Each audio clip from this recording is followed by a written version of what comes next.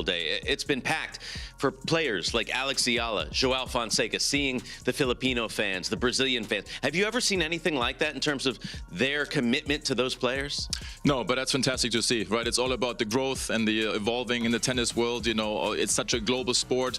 So seeing that, and even watching Fonseca last night against Sinner, which was, you know, maybe the best hitting match so far of the tournament on the men's side, and seeing the Brazilian fans. I mean, that's what you kind of want. You know, you want that new atmosphere. Same for Eala, having all the Philippine fans from coming, you know, to support her. It's fantastic, and you know, supporting the young. There are moments in sports when the numbers tell a story so loud that ignoring them becomes almost impossible, and yet somehow, someone still tries, and that is exactly where this story begins, not on a tennis court, not during a match, but in the silence between what the data is screaming and what the people in charge are refusing to hear. Because when a 20-year-old from the Philippines starts selling out venues that have never been sold out before, when security teams are overwhelmed, when Filipino fans are flying across continents just to stand inside an arena and watch one young woman play tennis, you would think every executive, every tournament director, every broadcaster in the sport would be sprinting toward that energy and doing everything humanly possible to put it on the biggest stage available. But that is not what happened.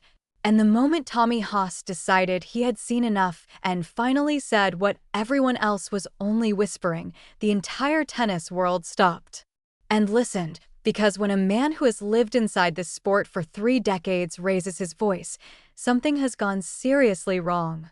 To understand why Haas reacted the way he did, you first have to understand what Alex Eala has been doing to tennis crowds over the past several months, because what is unfolding around her is not a gradual rise. It is not the slow build of a player climbing rankings one match at a time. It is something that veteran observers of the sport are struggling to find the right words to describe. Something that feels less like a career trajectory and more like a cultural awakening happening in real time right in front of the sport's most powerful gatekeepers. When Eala arrived in Dubai earlier this year, the tournament was not known for its atmosphere. It was not the kind of event where fans camped outside gates or arrived hours before the first ball was struck, and then the Filipino community showed up. And everything changed. Stands that normally sat half-empty during early rounds were suddenly packed with flags and chants, and a level of emotional investment that confused the regular attendees who had been watching the same tournament for years, with polite applause and quiet appreciation. But what happened next shocked everyone in the stadium, because Eala did not win the title. She did not even make it deep into the draw by the standards the sport normally uses to measure star power. And yet when she walked off that court after a difficult loss, the crowd erupted as if she had just lifted the trophy above her head. Phones lit up the stands. Chants grew louder rather than fading, and a young woman who had just lost a match somehow became the most electrifying moment the tournament had produced in years.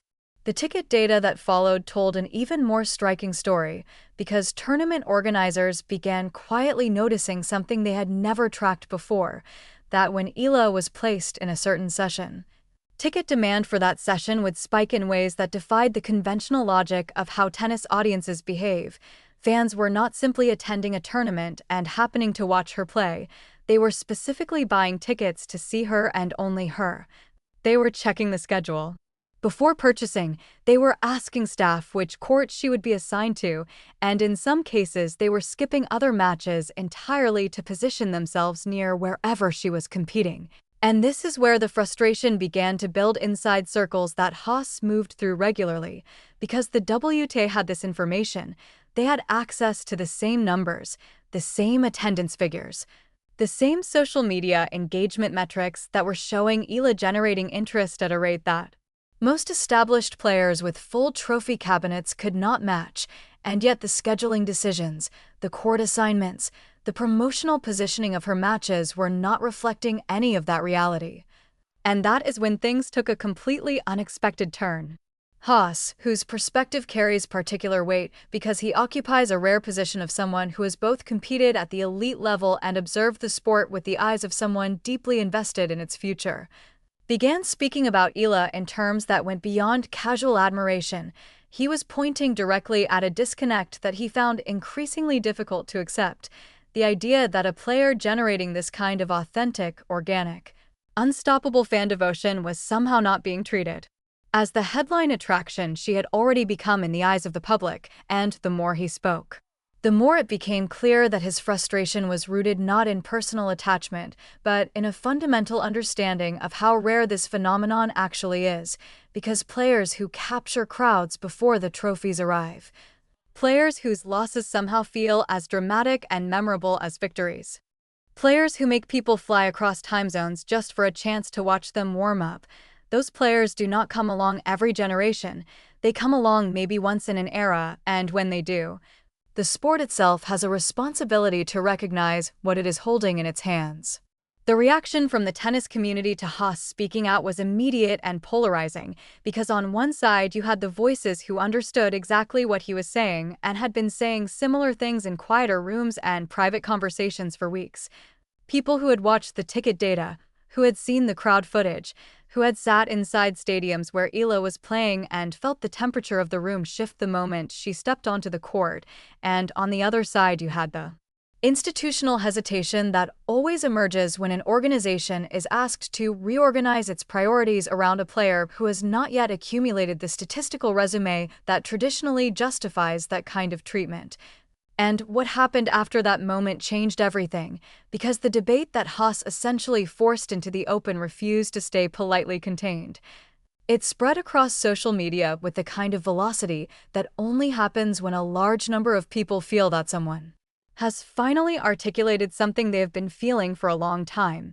Fans from the Philippines and from the broader tennis community began sharing their own experiences of trying to attend Eala matches only to find they had been scheduled on secondary courts with limited seating, of refreshing ticket websites and discovering sessions had sold out faster than finals at more prestigious events, of showing up to grounds and finding that the crowd trying to get near her practice court was larger than the crowd watching matches on the show courts, and each of those stories added fuel to a conversation that the WTA could no longer pretend was happening somewhere on the periphery.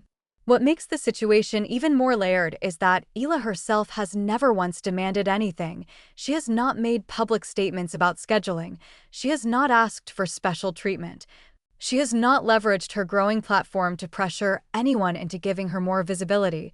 She has simply shown up, competed with a fearlessness that makes experienced players uncomfortable, handled every defeat with a grace that somehow increases the crowd's devotion to her rather than diminishing it, and carried herself with a humility that observers consistently describe as one of the primary reasons her connection with fans feels so genuine and so durable. Because audiences are extraordinarily good at sensing the difference between a performer and a person, and what they see in Eala is unambiguously a person, someone who is fully present in the moment, who respects her opponents even when they beat her, who smiles at crowds that are cheering her name despite the scoreboard not being in her favor, and who gives the impression that she would compete with the same intensity in front of 100 people as she would in front of a packed stadium. And that authenticity has become the foundation of something that no marketing campaign could manufacture and no tournament schedule could fully contain. The financial dimension of this story is perhaps the most concrete piece of evidence that the WTA has been slower to act than the moment demands, because in professional sports, everything eventually becomes a conversation about economics.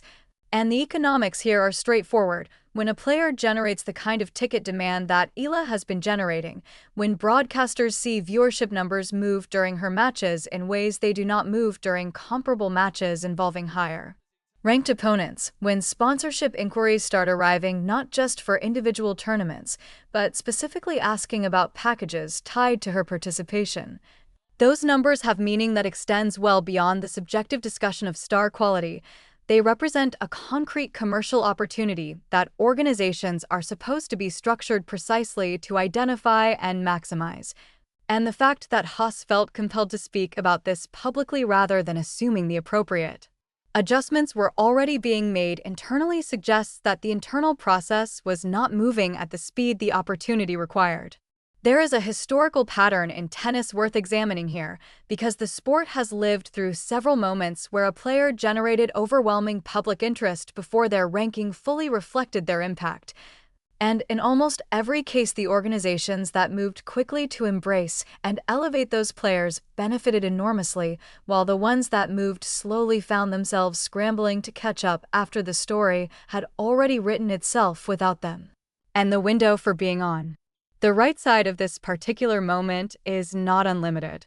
Because Eala's rankings are rising rapidly, because her results are beginning to match the narrative that crowds have already been writing about her, and because the players who become defining figures for an entire generation of fans are remembered not just for what they won, but for the atmosphere they created and the emotion they inspired every single time they walked onto a court. And that process is already underway, whether the institutional machinery chooses to acknowledge it or not. Perhaps the most telling detail in this entire story is that some of Eala's fellow players have begun commenting on the energy surrounding her matches, not with jealousy, but with genuine surprise and even admiration. Because these are athletes who have spent years competing in front of professional tennis audiences that follow fairly predictable behavioral patterns. And suddenly, they are finding themselves warming up in stadiums where the noise level and emotional intensity feel fundamentally different from anything they have experienced before, and several have described those environments using the same word, electric, the kind of atmosphere that players normally only encounter during finals of major championships.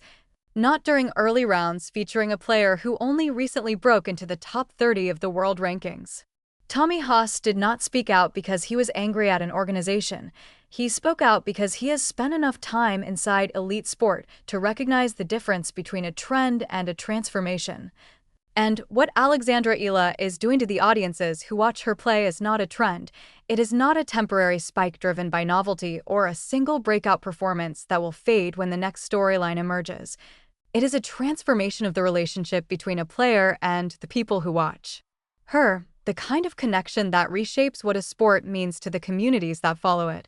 And the question that now hangs over every tournament director and broadcast executive and organizational decision-maker in women's tennis is whether they are going to be the ones who recognized that transformation early enough to become part of the story. It is telling, or whether they are going to be remembered as the people who had every piece of evidence in front of them and still needed someone to raise their voice before they finally paid attention, because the crowds are already there.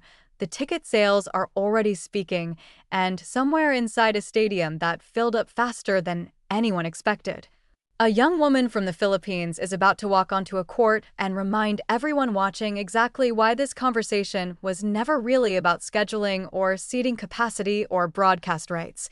It was always about what happens when the sport finds someone it has been waiting for, without knowing it, and what the sport chooses to do with that discovery before the rest of the world decides for it.